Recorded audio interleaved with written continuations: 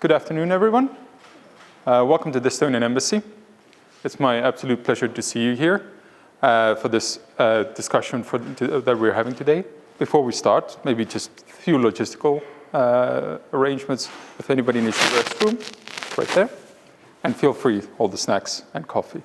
But it's a real honor to have this event, this seminar in cooperation with the Humanities University, European Humanities University. Because first of all, I think for Estonians, we know the experience. We understand the experience that Belarus is going through from our own history. Estonia has, for a long time, supported not only directly the Humanities University, but different aspects of the democratic forces of Belarus, the democratic movements that fight for democracy in Belarus. And this is one of the steps how we try to support, and we will continue this support.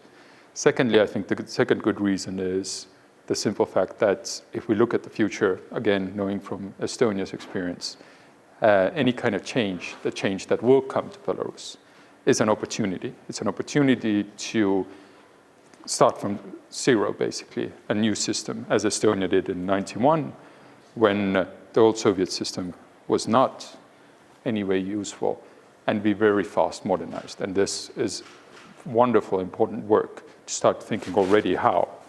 Skip steps, have the lessons learned from other nations, and build the education system that is up to the 21st century standards.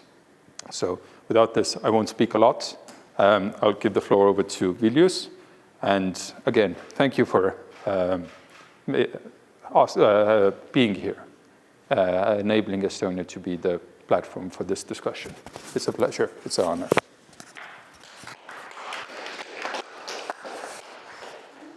So, thank you for this introduction word, and I am very happy to be here today in the embassy. For me, it's the first time here. And first of all, on behalf of EHU, I want to say a big thank you for the Estonia and Embassy of Estonia for their constant support for the studies of EHU students, which helps from 10 to 15 students each year to cover part or full their tuition fees. And it's a significant support for us. And it's very, very great opportunity today that EHU and the embassy together organizing the event which directed to the discussion on how the Belarusian education system could change in the future. And as I know, this is a series of discussions which were initiated by Professor Tatiana Shchyttsova.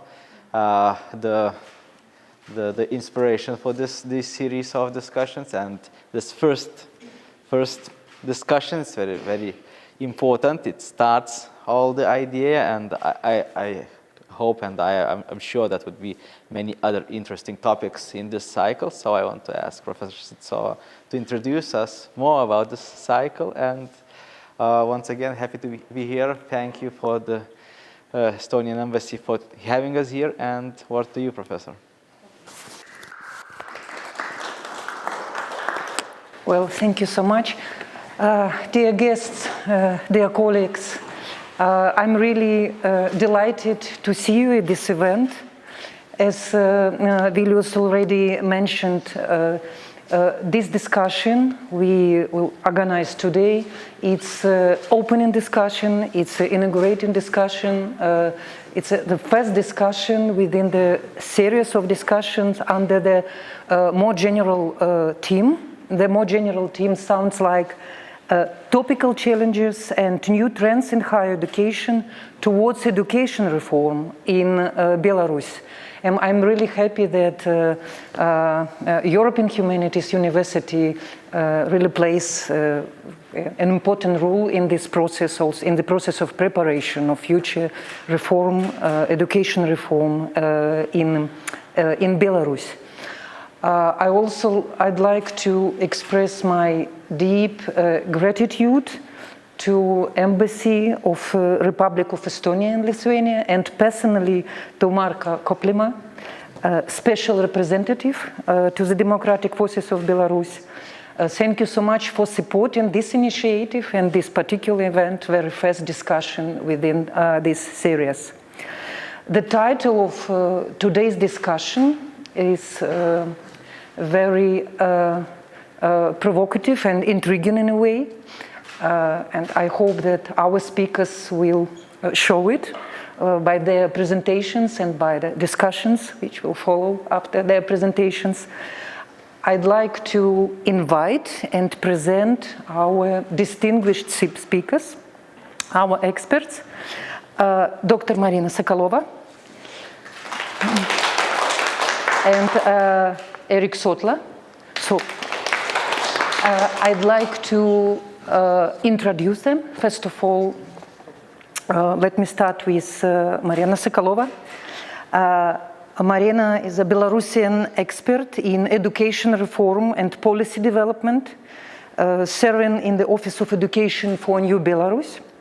She is author of a number of studies and strategic documents devoted to enhancing digital competences among Belarusians and promotion of lifelong and online distance learning. Let me mention several of her works and analytical papers. Roadmap for Policy Development in the Development of Digital Competence of Citizens, 2022. Then Digital Competence in the New Belarus, 2021. Digital Skills and Online Learning in Belarus, 2020. Online distance education in higher education in Belarus in the context of the knowledge society, problems and prospects, 2013. So the whole number of elaborated texts devoted to the problematic we'll discuss today. And Erik Sootla, director of the Online Learning Center at the European Humanities University and manager of the European Union Online Learning Hub project. Erik led a 1.2 million project in 2003 to establish a blended master's double degree curriculum at Tallinn University. Also, he conceived and directed the initiative for the first e-university in Kazakhstan during 2015-2018. He contributed to the foundation of the corporate university for ARG, it's Kazakhstan's largest mining company, supporting a workforce of more than 65,000 workers. And also he served as a product owner in two major Kazakh edtech companies, steering the development of new product in career guidance and non-formal education. My name is Tatiana Shchyttsova. I'm professor in philosophy and social theory at the European Humanities University and also advisor on education and science at the office of Svetlana Tikhanovskaya. Let me say a couple of words about the general plan of our today's event. We will start with two presentations prepared by our esteemed experts. Then I will address some questions to our speakers, and there will be time for short moderated conversations between our experts. And after this, of course, we will reserve a good part of time for our general discussions to elaborate a bit more in detail different issues together with you, dear colleagues and dear participants of these discussions. I'd like to pay attention also that these discussions is recorded, and later it will be posted in the YouTube channel of the European Humanities University. So just take it into account when you will raise your question or give comments within the general discussion. Usually present yourself, but if you don't want to be identified, just take into account that there is a recording of this event. So as I noted already, it seems to me that the topic is really very relevant, and both globally and locally. And of course, it has many aspects and many dimensions which cannot be covered in one meeting. Therefore, I'd like to highlight probably the most important assumptions and focuses or main issues which we selected as priorities for today's discussions. We see digitalization in higher education and digitalization of higher education as an essential part of a systemic education reform that should be carried out in Belarus. The second point, I'd like to remind you about the situation with pandemic, COVID pandemic, in how it happened in Belarus. COVID-19 showed that the state education system in Belarus was dramatically unprepared for the transition to online education. And in a way, it sounds even ironically if we take into account that Belarus is known as a country with a very well-developed IT industry, IT technologies, IT industry, the country with many experts, brilliant experts in IT sphere, and nevertheless, at the governmental, at the state level, at the level of Ministry of Education, at the level of numerous universities Belarus has, the country didn't manage to face the challenges brought about by the COVID. The third moment that must be stressed before we start, we know that at the same time the pandemic critically accelerated the processes of digital transformation in higher education worldwide. And it is precisely the context we have to take into considerations once we start thinking of the preparing for education reform in Belarus, including digital reform in higher education institutions in our country. So our main question, formulated very simply, our main question for today: what should the digital reform in higher education in Belarus look like? So just really very simply and very generally formulated. What to take as benchmarks? How to prioritize? How should decision making, in particular public policy making, be carried out? So we are going to address these issues first on the basis of presentations of our speakers, but also with, we hope, also with your engagement. In order to approach all these questions, we need to first outline general international trends, the global context, as well as describe the current situation of digitalization in higher education and related state regulation in Belarus. And it is precisely two tasks that will be solved by our esteemed speakers. So let me invite first Erik Sootla to present his contact. So please, Erik, the floor is yours.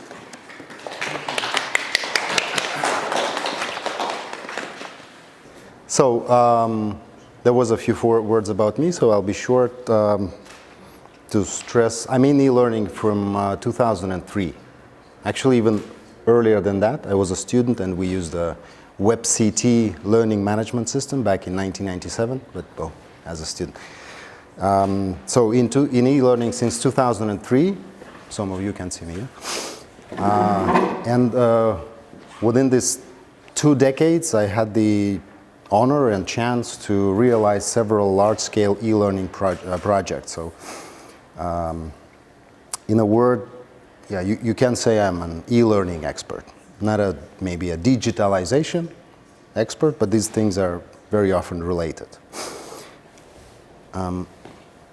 Very often when we think about digitalization, very often, some of us, think of it like this. So there is a robot or some automated technology, and it's fancy, looks like a sci-fi movie. And this is logical because we're spending trillions of dollars on digitalization annually. And the trend is going, we will spend even more on that. So lots of money, probably there are robots involved in higher education digital transformation. Nevertheless, 3,000 years later, on average, our classroom still looks the same. So what's the catch? Trillions of dollars, robots in our mind, but the classroom, on average, there are different classrooms, but on average, the classroom is the same. So what's the catch? We'll talk about it today. Digitalization trends. You've seen it in the heading. What are the trends? Well, most of them are very familiar to you. Usually they are abbreviations like AI, AR, VR, IoT, etc., etc. Most probably you use them on a daily basis. Most probably. So these are the major trends. There are lots of trends, but these are the major ones. My favorite one is I don't know if I can find it here. It's a digital twin. I've worked in a mining company, and that's where I've seen it for the first time in action. They have a factory or a mining operation, and it's a physical thing. I mean, you have a factory, it does metals and lots of machines which cost $10 million, and they have a digital twin of everything which happens in the physical world. They can control it, everything through computers, but they also can simulate. So for example, they need to understand if they need another machine for this mining. They don't go buying it. They do go into the digital twin and simulate the situation when they buy a machine. And only then they go and buy a machine. So digital twin, I like it for almost a decade, this idea for almost a decade now, because I think this is the future. If you ask me about the trends in digitalization of higher education, this is the major trend for me. In addition to the building, people, papers, there will be a virtual university. It doesn't mean you will be forced into learning in this digital university, but you will have a choice. So let's look closely at some of the trends. You can teach archaeologists to excavate ancient sites. They actually get a skill through VR, virtual reality. You probably think that Jill Watson is a name of a professor or a woman or girl, and that's exactly what a couple of hundreds of students at Georgia University were thinking for a long time, talking to their teaching assistant, whose name was Jill Watson, to discover 6 months later that this was an artificial intelligence. And this was a course in mathematics. Jill Watson was helping 300 students in Georgia University learning mathematics. This was an IBM project. My favorite, you can automate anti-cheating measures, and it works like this. Examus automatically records any violations and informs the invigilator if the student looks away from the screen for longer than is warranted, if the active window on the computer suddenly changes, if the student leaves their desk, or if someone else is there with them. If someone else's voice is heard through the student's microphone, or if somebody else. We've used this technology. I've seen how it works. Okay, it's not a politically correct thing, but instead of 5 people or 10 people working, you can have 1 because of the software. And this one person will be organizing exams we did for 6,000 students. So it's quite good. So these are the trends, or sort of examples of the trends. A university, then a rector would then ask, do I really need all of this? Do I have to buy it right away? Do I have to go and sign the paperwork to buy all of this technology just because this is digitalization, this is per se good, and this is sort of the trends, everybody will, this is fancy, we have to do it. Do I have to take it? I would say no. And then the next question is, okay, I don't have to take this, but in general, digitalization is good, right? So how do I choose? What do I buy? What do I take? How do I implement? What exactly do I implement? And my answer would be, well, the world is digitalizing for at least 30 years now. First computers were in 1950, so it's more like 80 years already? Okay. So probably because of this several decades, there are things which are in digitalization which are normal. So you cannot sort of live without them. Where I would say, if a university wants to be competitive, modern, then there are things which are must.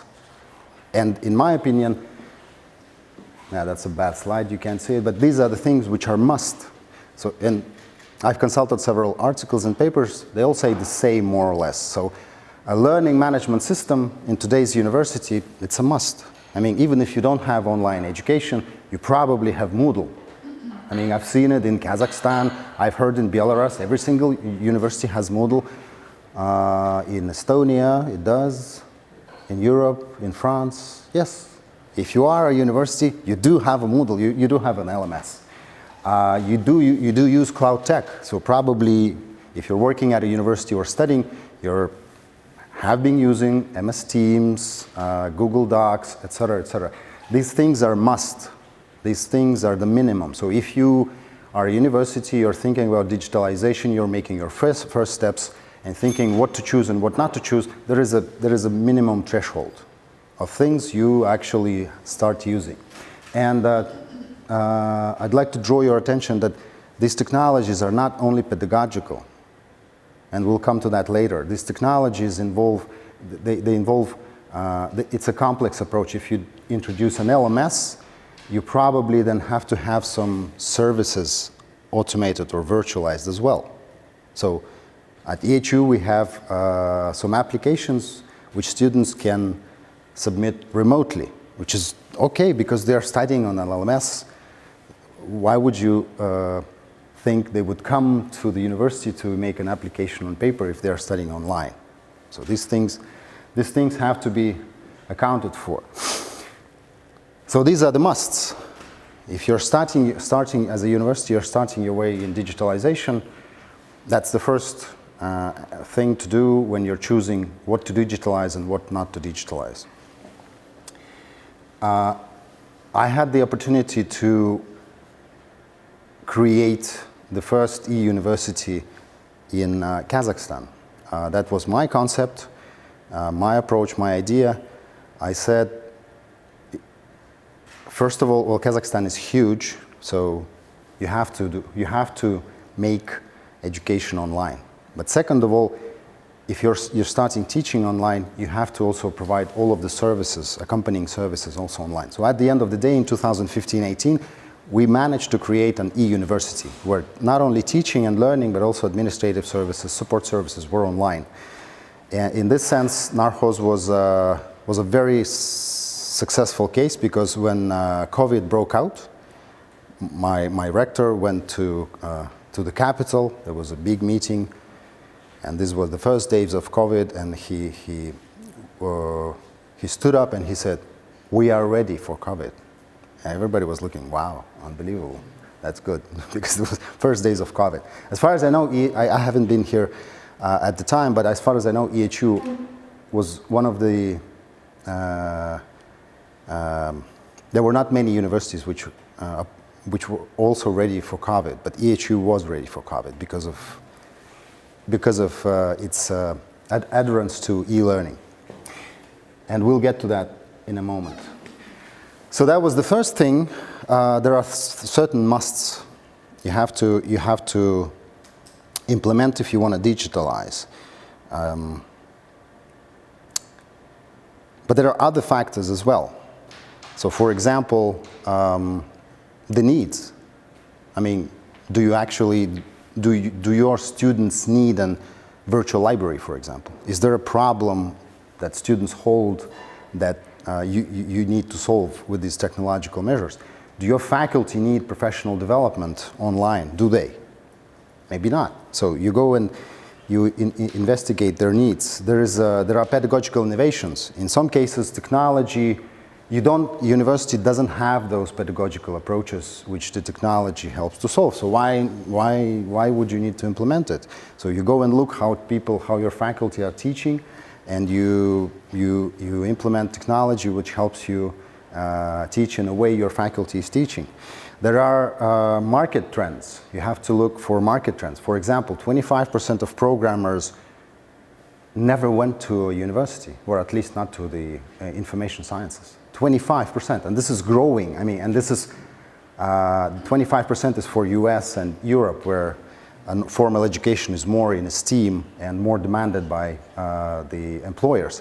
If you go to the post-Soviet bloc, I think the percentage would be 50 or maybe 60%. And this is normal. This is okay, because employers start believing more in boot camps than in BAs and MAs. There are certain jobs which require an MA in informatics, but as a programmer, and I worked in 2 IT companies, as a programmer, you are probably sometimes more valued after non-formal education.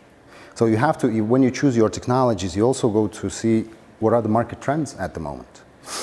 There are subject-specific things. So for example, theater studies, I mean, ChatGPT, how would it help in theater studies? I don't know, but it would be an immense help in economics to students and faculty in political science, of course, much more than in theater studies.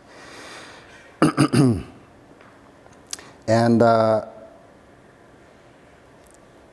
when you choose which technologies to apply, you have to keep in mind that it's a complex thing.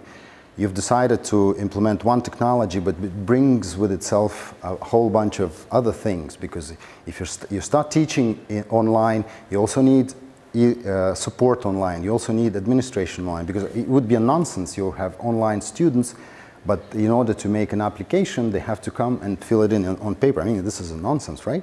So one after another, things become complex. This becomes a complex problem and becomes a complex solution. Overall, if you're thinking about how to choose the technologies for your universities, you're thinking, can technology solve my problems? And these are the factors. So you identify your problems and you're thinking whether technology is capable of helping you to do that. But once again, this is a complex. This is from one of the papers on digitalization and digital transformation. As you can see, there are very many dimensions. So even if you have an LMS at your university, gradually it will force changes in organizational dimension, in instructional dimension, personnel, etc., etc. So for example, at EHU we were discussing, if we want to do online courses, then we'd have to motivate our faculty to do online courses, right? Because it's not part of the workload, for example, but it must be. So it's always a complex thing, digitalization and digital transformation. And okay, you've decided, okay, we understand what we're going to change. We're going to introduce an LMS, we're going to introduce virtual services, etc. How do we do it? The intuitive thing is, well, let's go buy the technology. Well, that's right, of course. But in my mind, a more significant step, yes, is to change people, train people. Because in terms of digitalization and digital transformation, in my mind, change in the minds is much more important than change in technology. This might sound nonsense to you, paradoxical, but in my experience, changing people stands first, before. Maybe not temporarily, but it's more significant than changing the technology. You can start training people first and then buy servers. You can start training people or talking to people and then buy the software, or do it in parallel. But we were always, we were approaching digitalization, we were always thinking that people are first. Not the technology, not the infrastructure, but people are first. Because, well, it's a simple logic. If you buy a fancy car, but you do not know how to drive it, there is no fancy car. It will be in your garage, right? So, a more significant is training. In this sense, I think that's as far as I know, I'm a new person to EHU, but as far as I know, that's the philosophy of EHU. In EHU, unlike in many other institutions where I worked, the value of a faculty, the value of a staff member, and their position in the university, in the institution, is much higher, because it's a boutique university, because it has its own culture, etc. So in EHU, and as far as I know, the experience also shows that that's how EHU does its reforms. It starts with the people. It starts changing minds, and then it starts changing other things like infrastructure and software. So if you ask me, well, we know what we want to change, how do we change it? I would advise start changing the people first.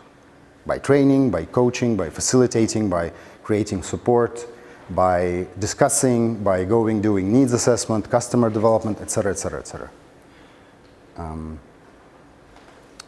Okay, we train the people are ready. What's next? Do we go and buy the software? Yes, of course, but also you have to keep in mind that you want to achieve a result, right? You want, so for example, you want quality education. Nice. So what's quality education in 21st century, in 2024, digitalized university? Is there an indicator, a metric, which would, a magical pill, which would, if you achieve it, if you got it in your hand, you would say, well, this is the quality, this is the thing we wanted to achieve. Well, in my mind, there is no magical pill. There is no wrong and right. You buy an LMS. Does this mean we'll have a perfect digital education, perfect online e-learning? No, it doesn't. I mean, it all depends on how you apply it, right? Right. So there is no right and wrong. It all goes through errors and trials. It all goes, and in this sense, agile, or to simplify, an iterative approach is very helpful. You painted your LMS in blue. Do your students like it? Does it make them more satisfied, more comfortable with the learning process? There is no wrong or right. Go and ask them, right? So if 98% of students say, well, this is okay, it makes me good. Okay, let's stay with the blue. And more or less, it applies to all of the processes. You do a support structure, for example, virtual applications. Is this process comfortable to you? Does it solve your problems? Yes, it does. Okay, we'll stay. No, it doesn't. Okay, let's change it. How do you want it? Yeah, we want it this way. This is very important, I think. Iterative approach to everything. Also because you don't hope to achieve an ideal state by the end of this year. You internalize the following philosophy. You will be learning and you will be evolving throughout your existence, throughout your life. There is no end point to that. There is no heaven after 10 years or heaven after 1 year. We will be evolving. We will be evolving all the way until the end. And this is very important. You will be always thinking about quality. Okay, we are iterative, we are agile, we do maybe all of the sprints and tests and feedbacks. What else? Well, remember the complex thing? Once you start changing one thing, it will take all of the, once you start changing one problem, it will necessitate you changing other problems as well. You started teaching online, you also need a support system online, you also need a virtual administration.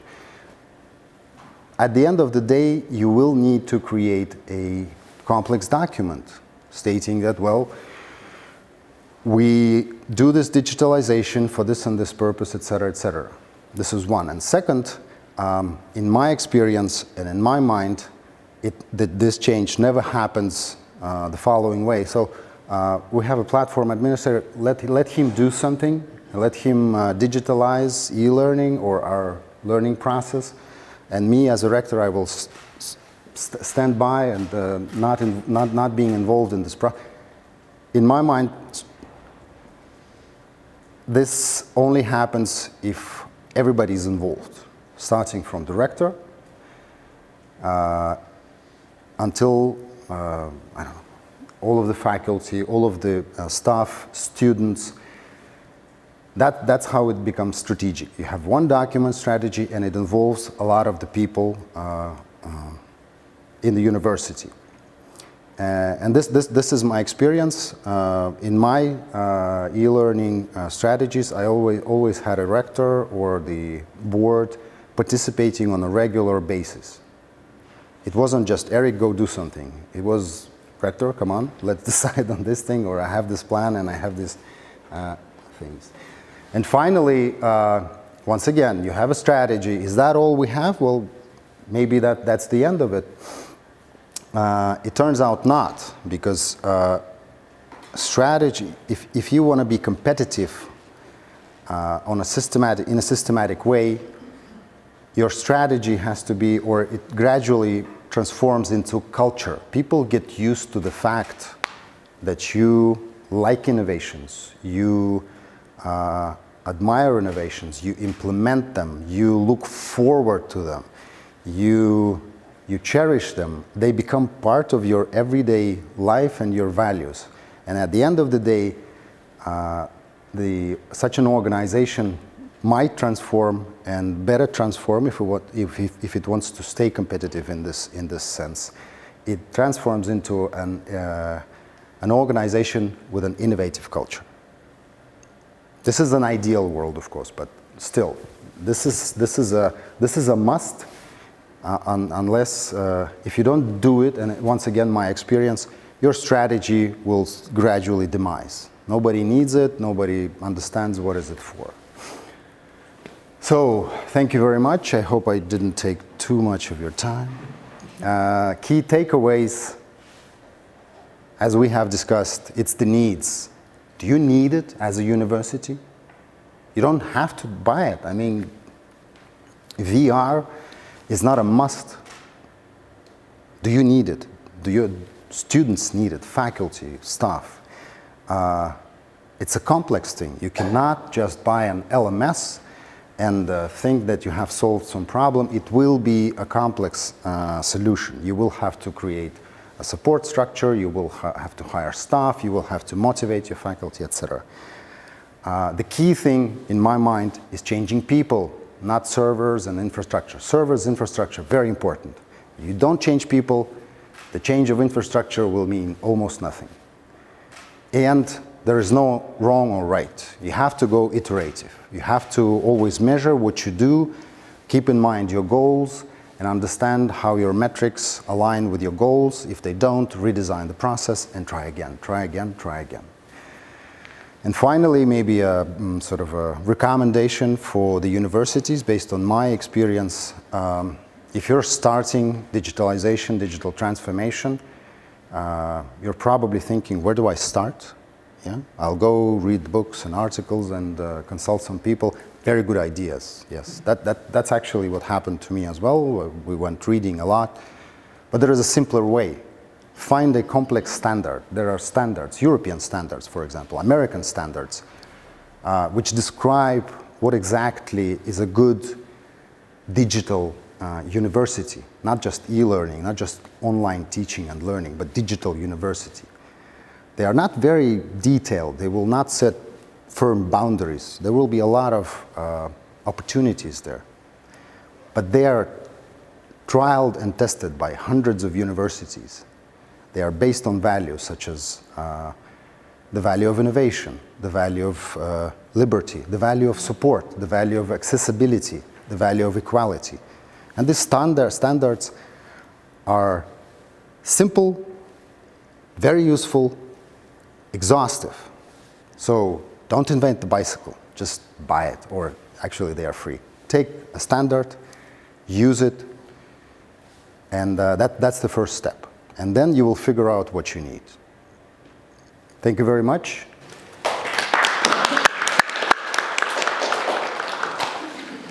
Okay. Yes, Erik, thank you so much for giving us this, providing us this overview of the general trends, international trends, as well as this, how did you name it, must-have with regard to digitalization and online education, online learning. What I find very important it's that you highlight the role of and the very place of European Humanities University within this context. Indeed, European Humanities University appeared to be one of the leading universities in the region, which was ready to face challenges of the pandemic, COVID-19. I'd like also to highlight one of the very important question. It seems to me to be a really important question. I mean, the relation between the concept of quality education and this intention to carry out digital reform in higher education institutions, in particular in our country, in Belarus. I mean, we have to ask about the relation between quality education and digitalization, digital reform in higher education.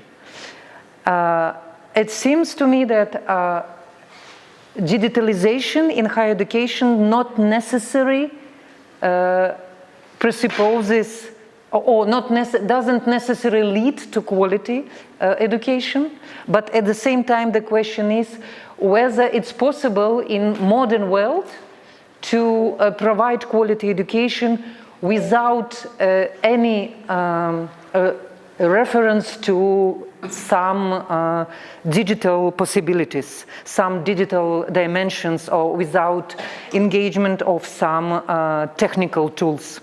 So this is one of the questions that could be addressed also later during our discussions. What Erik addressed by now, it is an institutional level of this issue, the issue of digitalization in higher education.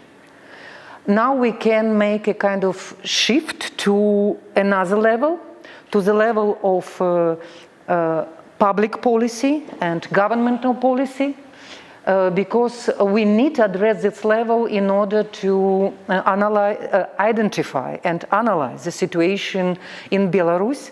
Belarus is a country in which the education system is of such sort that most of higher education institutions are state institutions.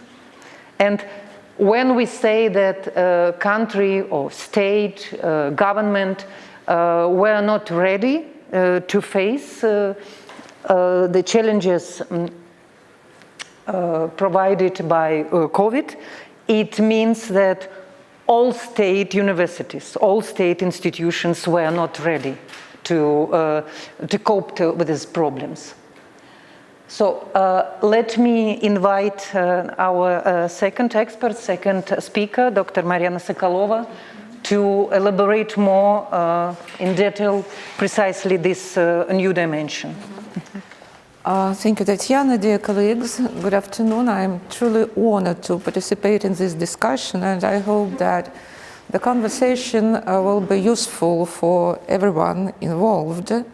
And now I'm going to suggest to you something completely different from the vision provided by Erik, because we are landing on the Belarusian territory.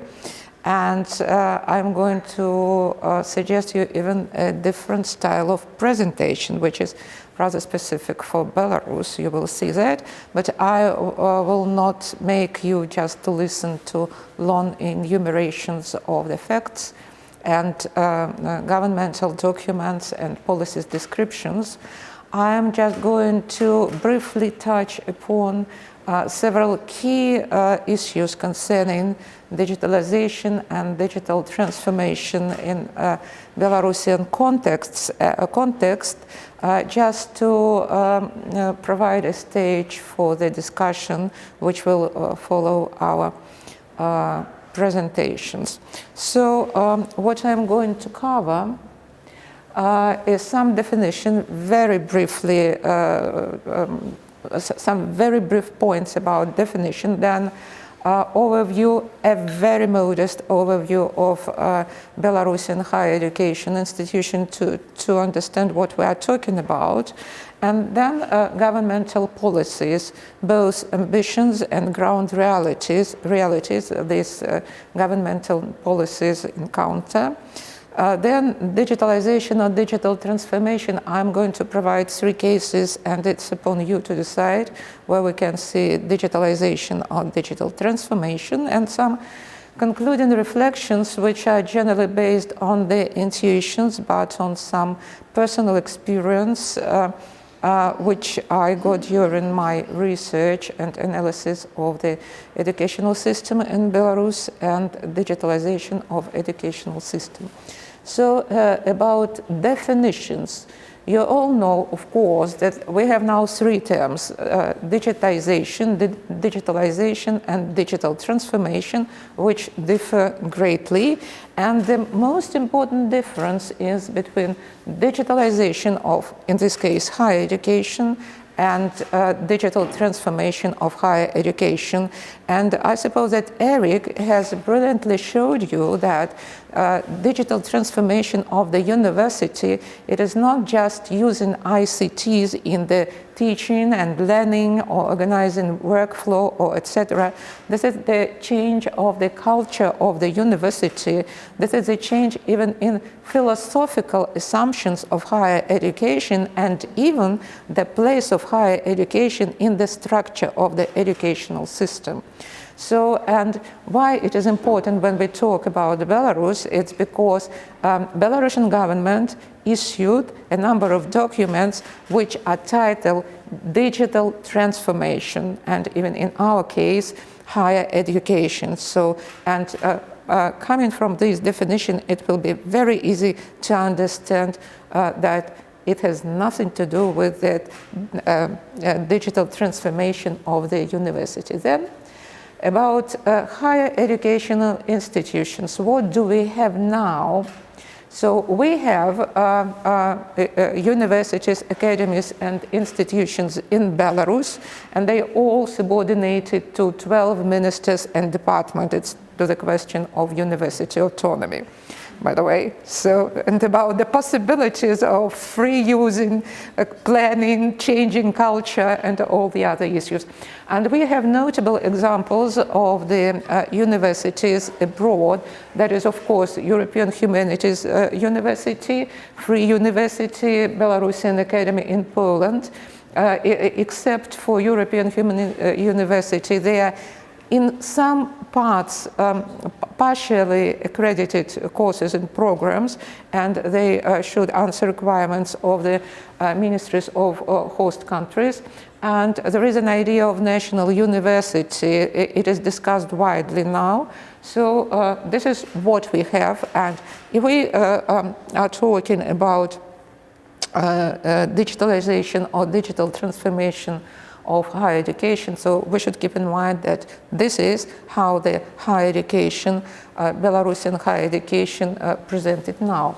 As for digital basis of these attempts, if we mean Belarus, so we see a rather high internet penetration, but there is a significant portion of the population which is not online. This big number, big percent, we see because in Belarus there are only 20% of or 19% of rural population. And it is not reflected in these 89% that there is a very important digital divide between rural and urban population, which is also an important impeding factor in the digitalization, higher education, secondary education, and any kind of education. Then what about government policies? Government policies ambitions are outlined in a number of documents. First of all, our notorious but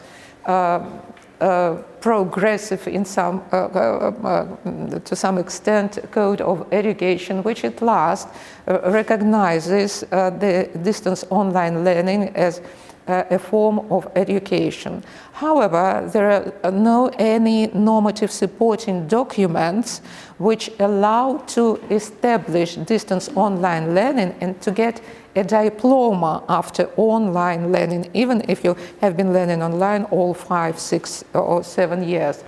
Then education system development up to 2030, which is also very ambitious and focuses on the University 4 and University 5 models, highly digitalized and transformed.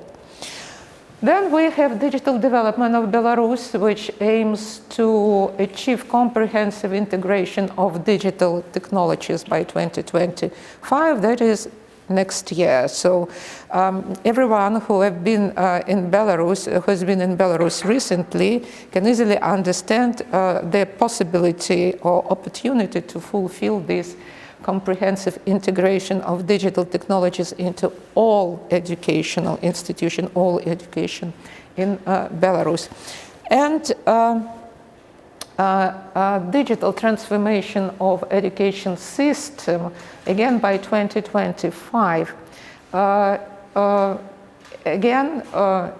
It aims to prepare students for a digital society, to enhance educational processes, personalized learning and efficient management. All the buzzwords you can hear about digitalization of the education and higher education are included into these strategies. I should say that the boom of these digitalization strategies in Belarus was in 2018, 2020, or 2021.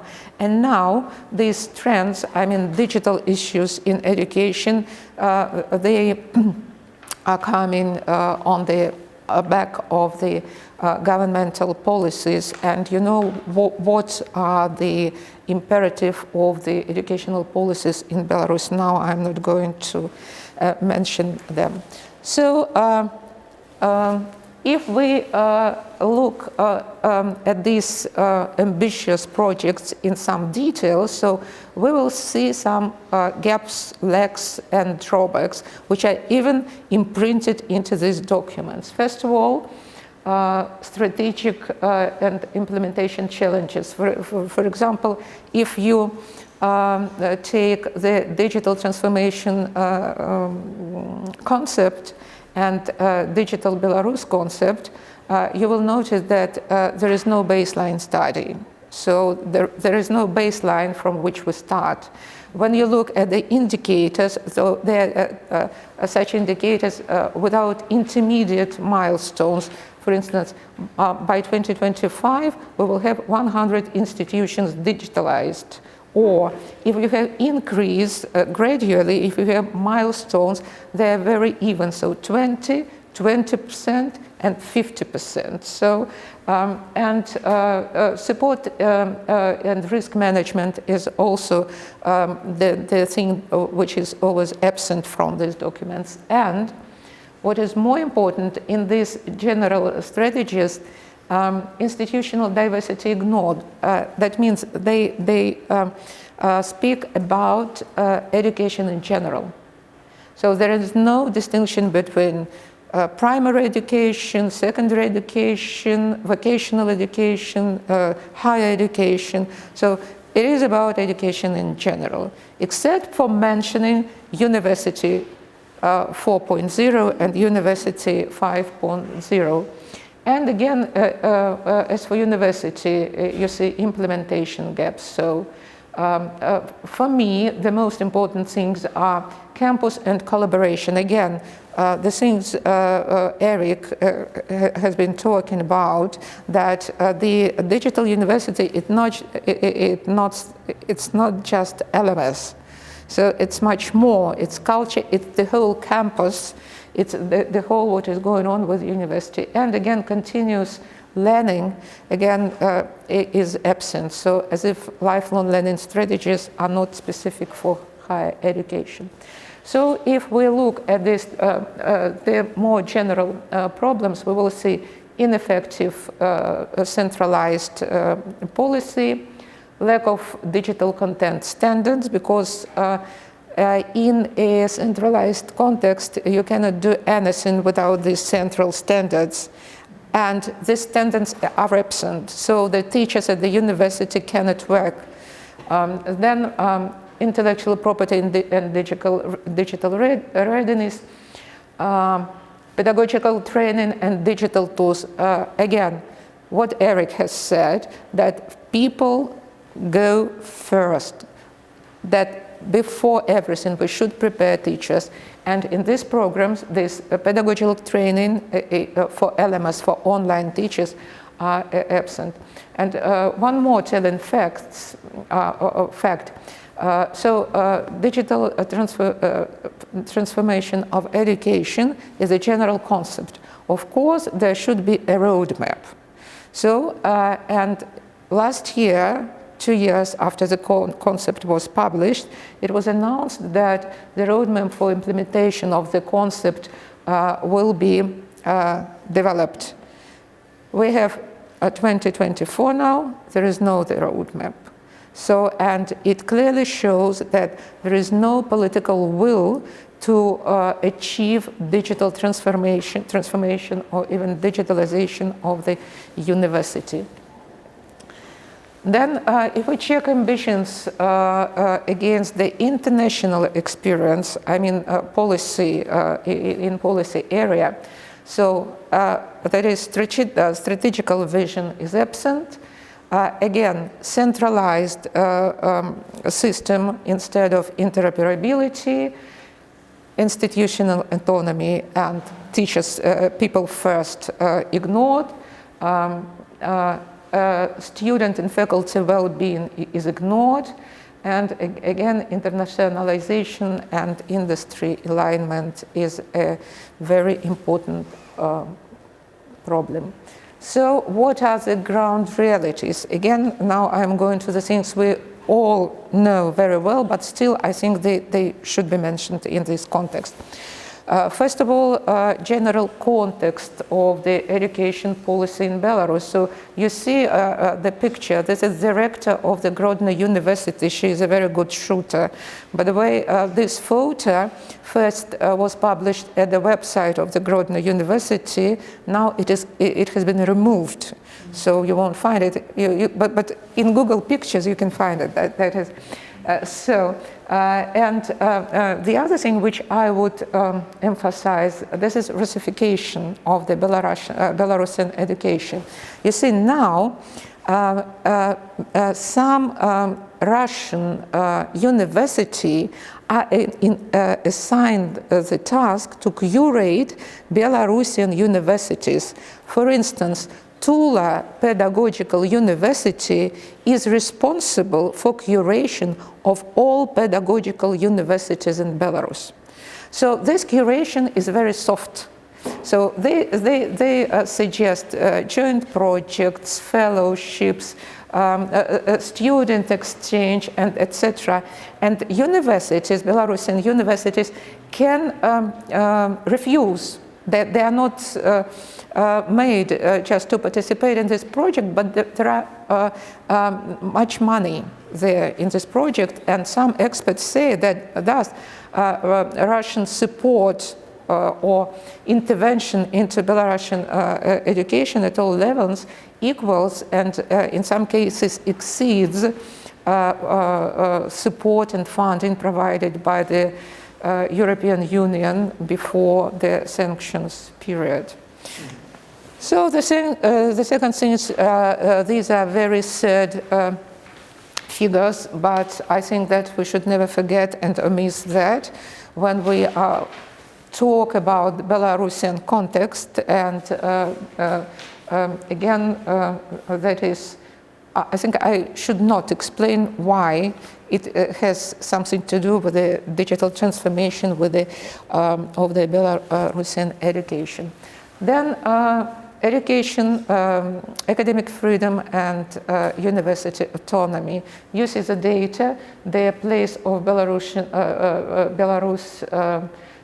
in the academic freedom index, and you have institutional autonomy, just diagrams, which is falling abruptly. And again, this is a challenge, because again, when Erik described us the bright picture of the institutional change, so we see that in Belarus it is almost impossible and very limited, because it is centralized, it is controlled, and the university has no autonomy and financial autonomy as well to implement these things. Then the more concrete constraints to these digitalization processes. Transparency issues, nobody knows what is going on generally in the country. Funding shortfalls, especially this World Bank project, which was cancelled. And by the way, almost all programs of the digitalization of Belarusian education were based on this project, and now this money went. Isolation from international platforms is another decremental factor for the digitalization of Belarusian higher education, because even simple experience sharing becomes a problem now. So if we, to sum up, so key implementation challenges, if we accept that we have concepts, these concepts are well, and there are ways to implement them. We have digital divide issue, we have over-centralization, understanding and perception again, so because we should start with people, and monitoring and evaluation. Where there is no data, there is no monitoring, where there is no evaluation, so we cannot move forward. So, three cases I would like to show how policy limits this digitalization of the education and higher education in particular. By the way, about preparedness or unpreparedness to COVID. Grodno State University, by 2013, they have introduced, put into operation all the necessary systems for the digital university: student information system, learning management system, document management system, analytics, what else, client relation management. All that was in place. But education process itself was not touched upon, because distance online education wasn't in the code, and even now it is impossible to implement into the learning and teaching process, because one cannot get a diploma after learning online. And about the COVID, the problem was that many universities had possibilities to organize distance online learning, but the Ministry of Education didn't allow to move to online learning. So the students and teachers were obliged to be present at the universities, and without this, the educational process were not acknowledged. And then another example of these political limits on the education. So the project of Belarusian State Pedagogical University and Narva College University of Tallinn. So judging by the feedback of the participants of the project, it was very fruitful. They managed to conduct a number of seminars and workshops, but these expected outcomes were not achieved because the project was suspended, terminated, because of the political changes in Belarus, sanctions, and etc. So, and the third example, there are limits and constraints of the other format. This is Free Belarusian University model, and Belarusian Academy works in the same model as well, because these universities start online at the very beginning.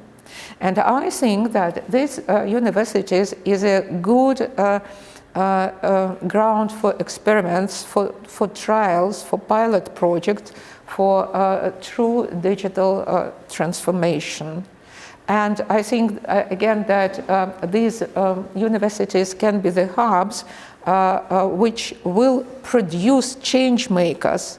And if we have properly established digital transformation in these universities, then we can easily, when time comes, move them to Belarus and start reforming Belarusian higher education and digital transformation from within. So, concluding remarks, as I've told you, they are based on the intuitions in many respects, because there is no data transparency. We do not have much information about what is going on. But still, it is obvious that there are some major discrepancies in these policies concerning digitalization, political repression, international isolation, suspended support, transparency issues, which are influenced by the factors we, again, all know about. Moving forward, there are things which we cannot move if we do not do them. That is, re-establishing university autonomy and academic freedom, international partnerships, and transparency of policy. So these are the factors which will allow to start thinking about the digitalization of higher education in Belarus. More practical things, it's again, I do agree with Erik that you cannot just introduce a learning management system. You should introduce all the package, so to say, students' information system, client relations management, and all these things. And it is very important when planning the digital transformation to think about all these systems together. Of course, they can be introduced gradually, not immediately all of them. Is it possible, Erik? Is it possible to introduce them gradually? Okay. Because I'm not a technical person, so I can promise you anything. There should be a kind of ecosystem comprising all these elements. And again, judging by the international experience, so validated strategy and implementation focus areas. First of all, governance and regulation. So in Belarus, we cannot start anything before that. Then user-centric approach, which is, again, very difficult to understand for Belarusian policymakers. Support, and I especially mention here teachers and students' well-being, because, for instance, digitalization of higher education in Belarus is not possible without changing the situation of the faculty at the Belarusian universities, because to get modest salary, they should have a lot of, some 100 teaching hours that does not leave them place to breathe, not saying of the learning new skills. Infrastructure, safety and development and evaluation, ongoing assessment. This is the thing which is always lacked in Belarusian political and conceptual documents. And in spite of this grave picture, I would like to finish with this inspiring phrase, and this inspiring phrase is complemented by an image produced by generative intellect. This is his vision of a brighter and liberated future of the digitalized Belarusian higher education. Thank you. Well, Marie, thank you so much for this very rich critical diagnosis of the current situation in Belarus with regard to the level of digitalization, and also with regard to policy issues and governmental approach and systemic problems we currently face with.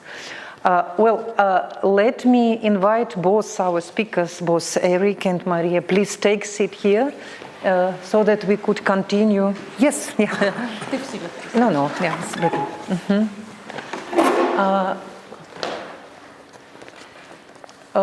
What I'd like also to stress, and also continuing in a way what previously Erik highlighted, it was said already several times that these digital transformations are first of all human rather than a technology issue.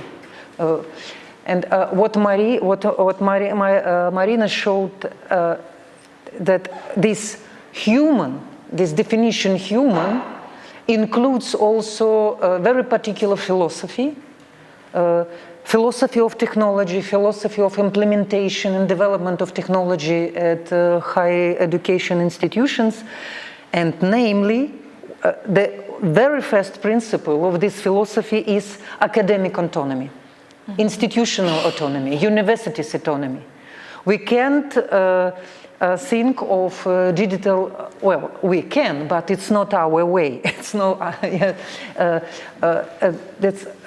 the paradigm we stick to is the development of digital transformations which are based on the principle of academic autonomy. So we need such a kind of institutional changes in Belarus, which would enable student-centered learning, which would enable care about academic staff and teaching staff, what kind of program should be developed in order to increase the level of digital skills at the level of professors and teaching, etc. As we have not really much time to continue our discussion, I'd like to invite our audience, dear guests, dear colleagues, please raise your questions, give your comments. Yes, please.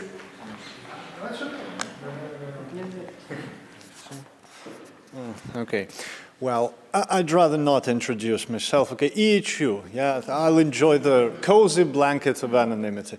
Good. So my question is to Erik. Erik, you've shown us the bright side of the moon. Yeah, but the moon has two sides. You have a vast experience working with digitalization and digital transformation. From what you've just said, just one example, I was fascinated to learn about this system allowing one faculty member manage examining 60,000 students. A newly established trade union will be just happy to know about that, you know, absolutely happy. So have you ever come across any problems of digitalization and digital transformation in your work? Thanks. Problems in general or some? Yeah, some pitfalls, drawbacks. Definitely. It's like in retail. Retail is not about products. Retail is working with people. So university is very much about working with people. Any problem you can encounter working with people was a problem I've encountered. So there were people who were saying that we don't need it. There were people who were saying that I don't want to learn. There were people who were saying that I don't know, you're doing a wrong thing, we should go that way. Yes, digitalization, but your choice of instruments is wrong. So anything that could have happened from working with people actually did happen. So that's the main problem, but it's also a very huge opportunity. Still is good. You want to hear about the disasters and catastrophes? Okay. We've discussed it actually, and we wanted to raise this, but and I've raised it to a point. You don't have the support of your key decision makers, key stakeholders. That's a problem. You face a lot of. I had a very good, very big group of stakeholders within the institution who were opposing the reform. And I respect that they have a right for their opinion, but it turned out to be a problem for me because my job was to change. They didn't want to change. So that was a problem. Digital reforms are conceived as being very expensive, right? So it is hard to sort of change the opinion of people, and actually sometimes, yes, it is expensive. So for example, this Examos thing, in 2015, it was quite expensive. We couldn't afford it. Last year, I've inquired how much it costs, and due to their scalability, or they went international, it costs now 20, 30 times less than that. It was 8 years ago. So sometimes it actually is a question of money. Sometimes there was a problem. We wanted two functions, but one function was in one software, another function was in another software. How do you connect them? And that's very actual at EHU as well. We have several systems. The question is how to unite them, how to connect them, because they might have common databases. They can start gathering common data to use it in a universal plane. The interoperability saves time and resources. It gives a lot of opportunity. But the problem is that softwares very often are not connectable, and that was a problem as well for me. Legal framework. In Kazakhstan, like in Belarus, at the time, the legal framework for distance learning was very poor. At the general level, it was like, well, go do it. But then once you get, there were no acts which would operationalize this, which would say how to do it. And everybody was afraid of the Ministry of Education inspectors. They would come and say, oh, come on, this is not the way to do it. I think this is also very actually in Belarus. So I was going around and convincing people, come on, let's risk it, let's do it. If they come, we can actually go and ask them if this is a violation of the law or not. But let's try it, let's do it. That was a hard time. Did you try drafting a law? A law? Yeah, or a bylaw? No, didn't come to that, yeah, but, yeah. Yes, please, Maria. So there is one more thing which I mentioned in my presentation, because while digitalizing, nobody thinks about faculty and students' well-being. You know, we suggest you to do this and that, and it will make learning and teaching process more effective. But nobody thinks how much effort should teacher or student make just to understand, to acquire skills and etc. And nobody starts without providing space for teachers and students to be able to get that. So maybe, again, Erik, it's your phrase, you want to do it slowly, but well, then negotiate, try to agree.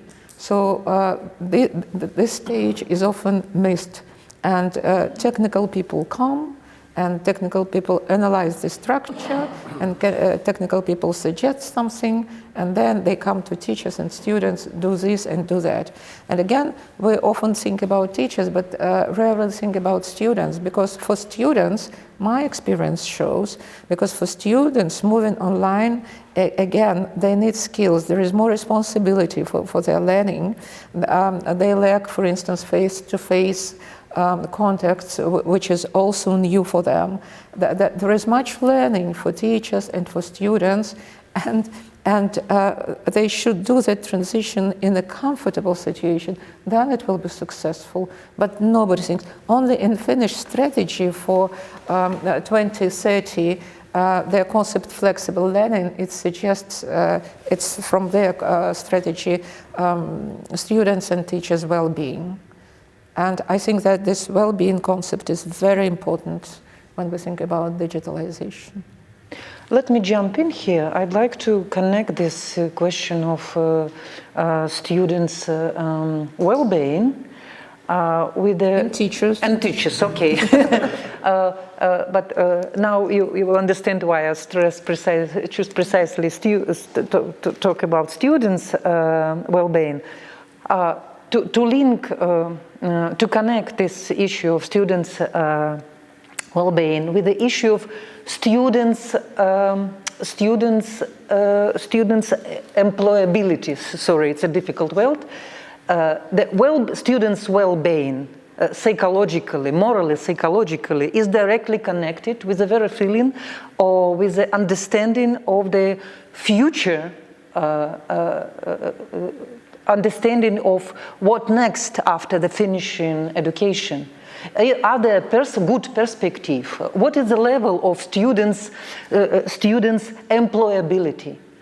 And from this perspective, I'd like to ask you, both of you, about the how digital should be integrated, implemented, in order to make possible to increase the level of students' employability?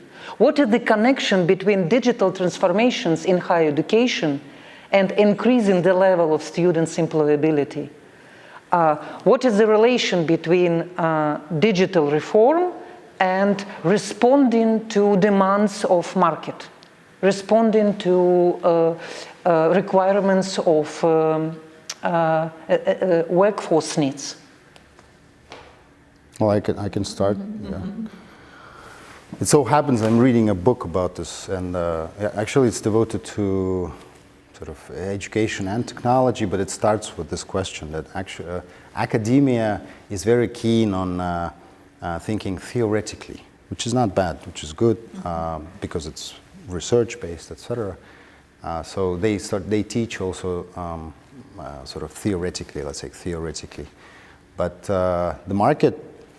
The employers, they want competences, and they are not always subject-focused competences. They are sort of, they might be soft skills, they might be transferable skills. They need, and at the end of the day, she writes, this is Professor Loria, she's from University of Surrey Institute of Education. He says, at the end of the day, the employer, modern day employer, needs the student to be able to learn new things as fast as possible. So that's the key fundamental skill, because the level, the speed of change is so fast that within 4 years of studies, what you studied 4 years ago is already obsolete.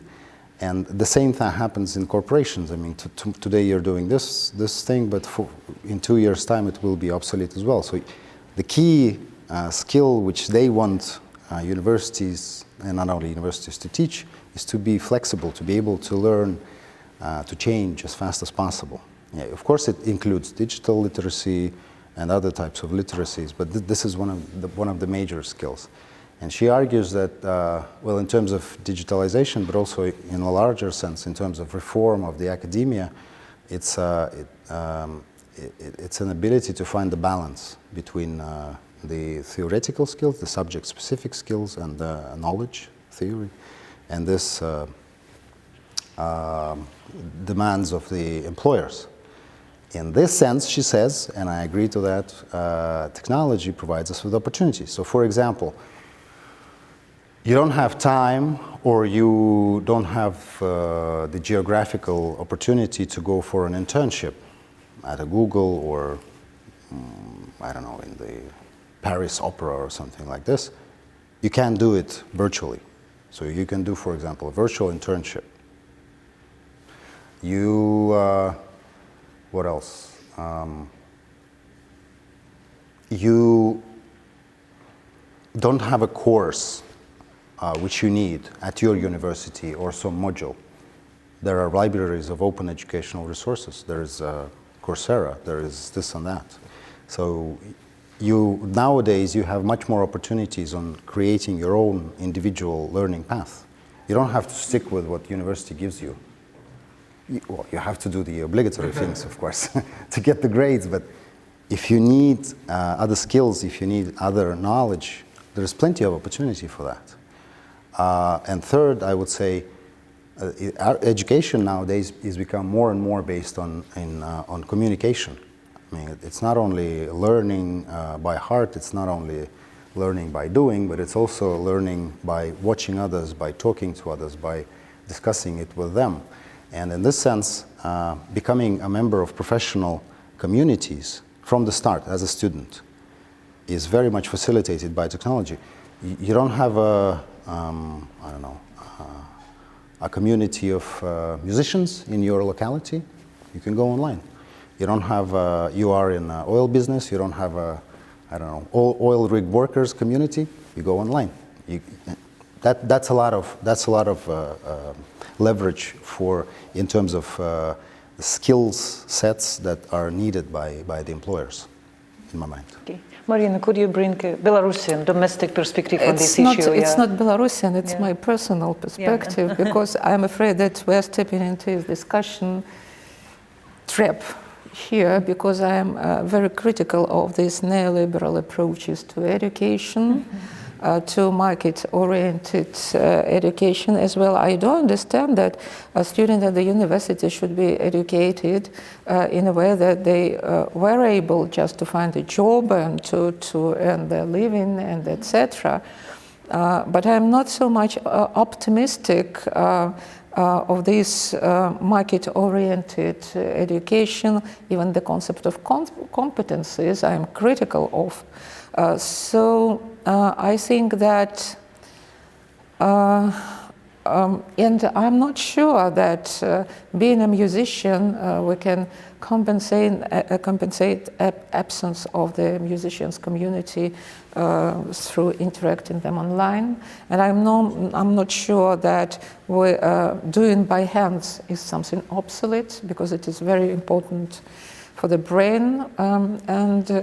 So there are a lot of questions. So in essence, not to start discussion now, I would say that I think that it is not such a simple question, and it should be thought of. And coming back to Belarusian context, our problem is that we do not have such discussions.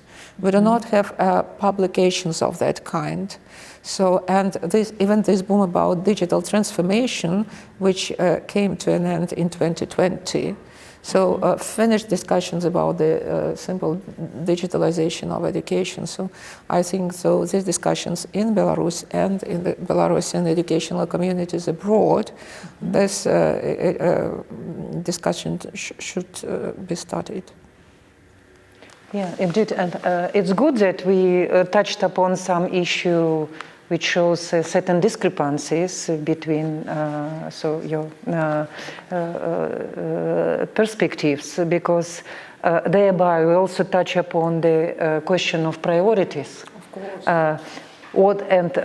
How the priorities area are identified in the process of when we start thinking of digital reform in education within the more general framework of systematic education reform as such.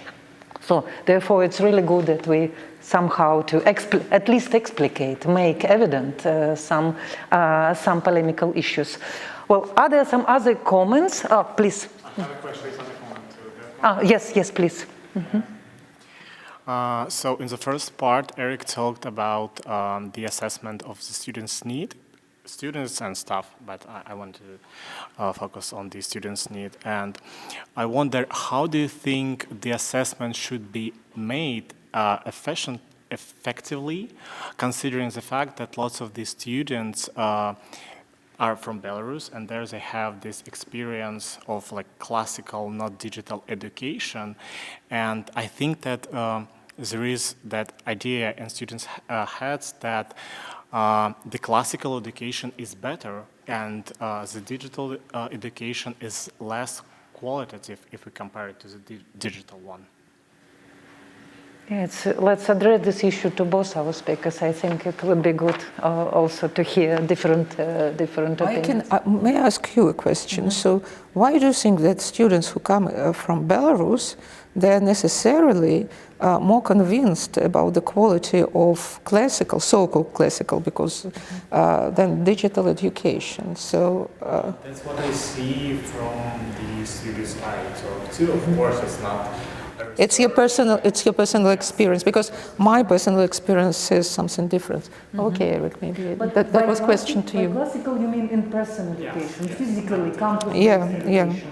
Because in Belarus there were polls conducted, and according to these polls, Belarusian students value face-to-face education and online education equally, and they say that was massive opinion poll. So I think maybe it's your personal opinion, but still, yeah, Erik. So the question is how to understand what the needs. Well, you can survey, of course, which is sort of not the ultimate solution, but usually very simple solution. You can gather people in focus groups. There are different types of, different ways of conducting focus groups. One of the things I always wanted to try is a guy who was designing the new Jeep, and he was making focus groups, and his sort of thing was that he was keeping people for at least 3 hours. So they were supposed to stay in the room for 3 hours. Why 3 hours? Because they were dead tired.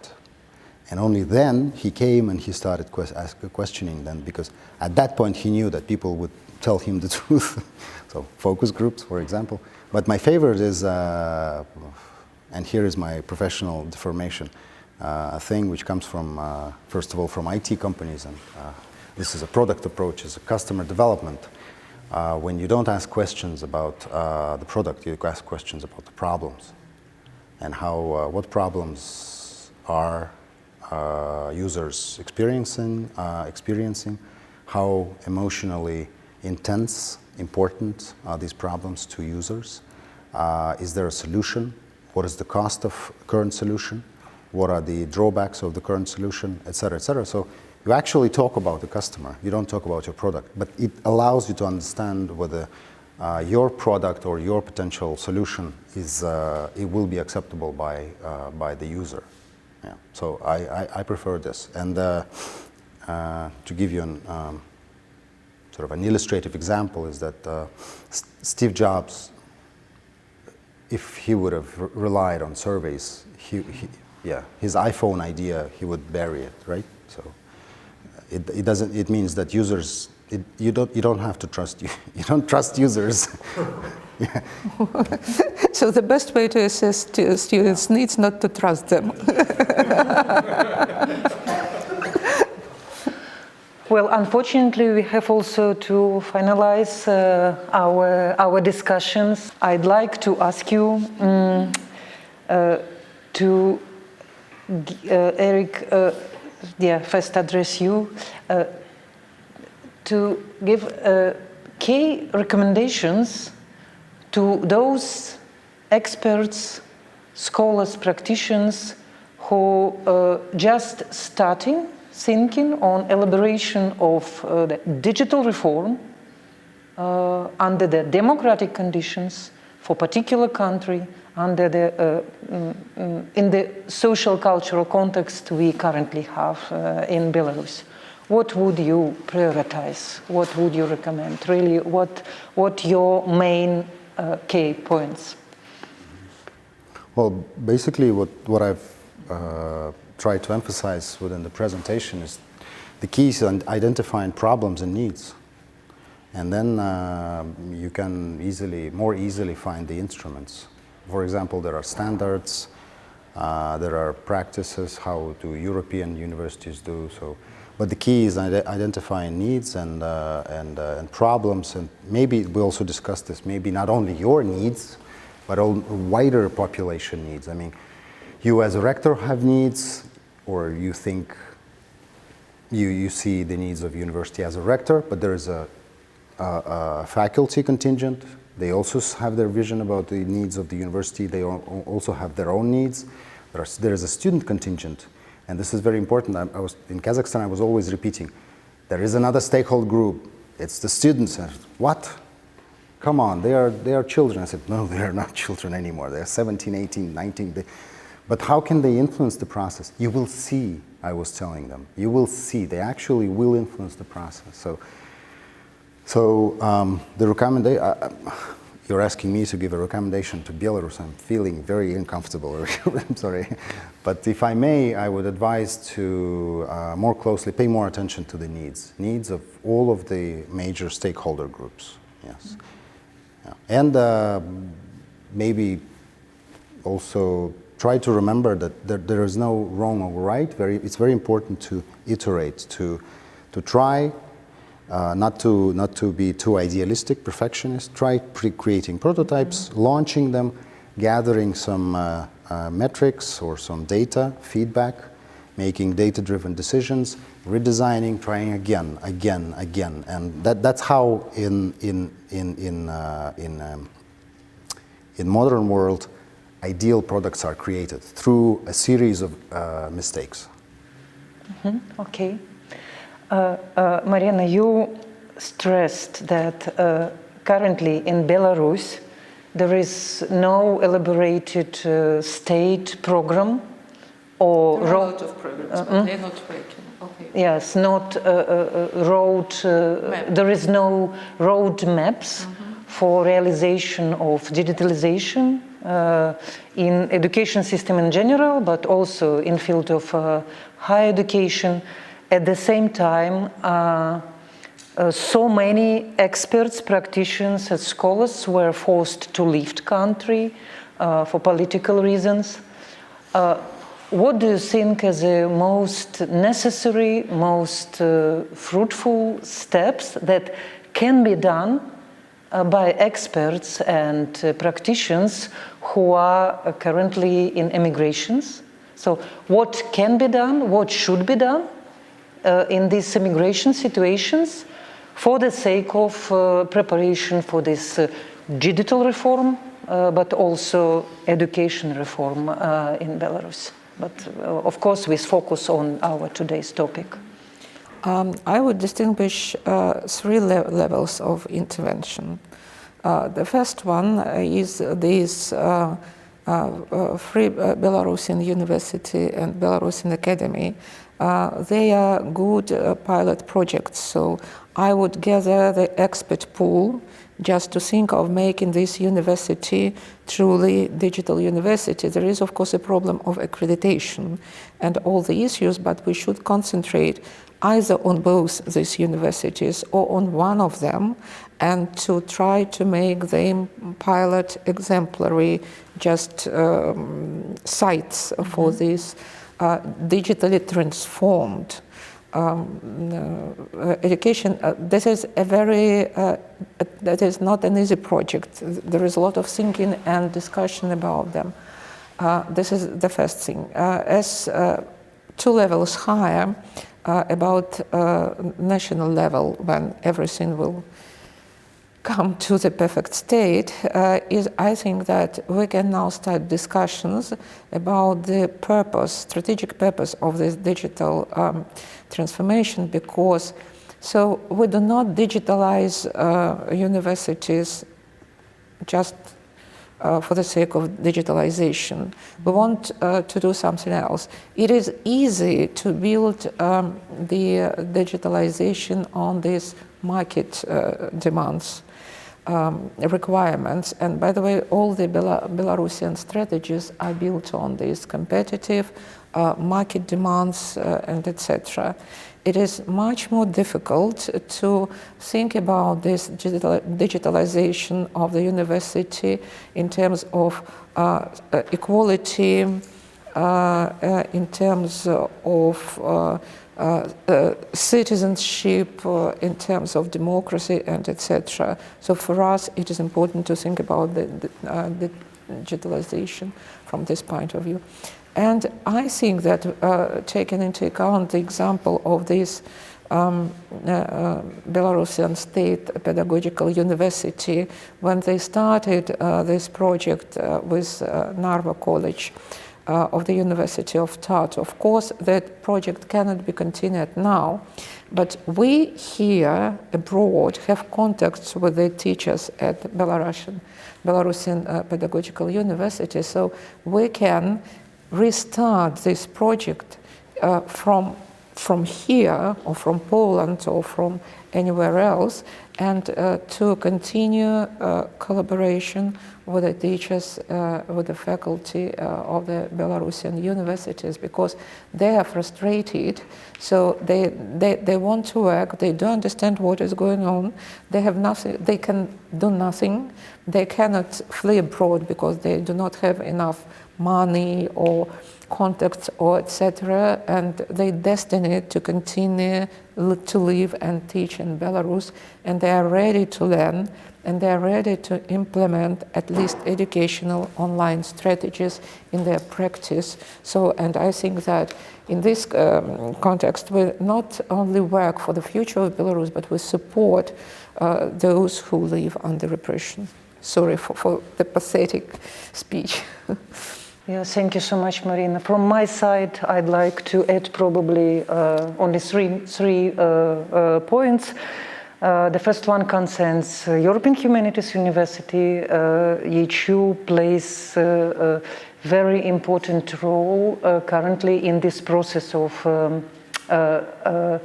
enhancing the development of digital skills and online educations to be realized by different Belarusian NGOs, different Belarusian stakeholders who are currently in emigration.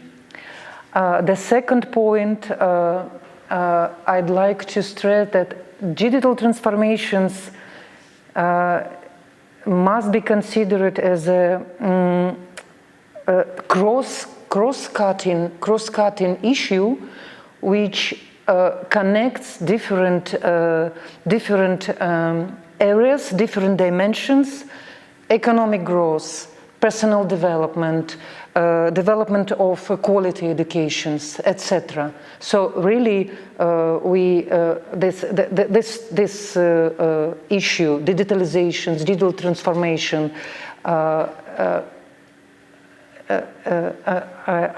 There is this word gradообразующий. I don't know how it's translated in English. Well, but yeah, so such an issue which really the cross-cutting issue, connecting of various dimensions of human and social cultural development. And very last moment, continuing what Marina said. What we really need, it's various discussions devoted to and research and analysis. Yes, at different levels, devoted to reform in general, but also digital reform. Mm-hmm. How it should be realized? What are standards? What are priorities, etc. And therefore, I'm very grateful to our distinguished speakers, to you, dear colleagues, dear guests, and to Marko for hosting this event, which really is a very promising, fruitful, in a way, first step in terms that we start this series of discussion, and a kind of discussion in our this emigration situations. So we will continue, and today's discussions is a kind of basis, the point we can proceed from and go faster. Thank you so much. Thank you. Yeah.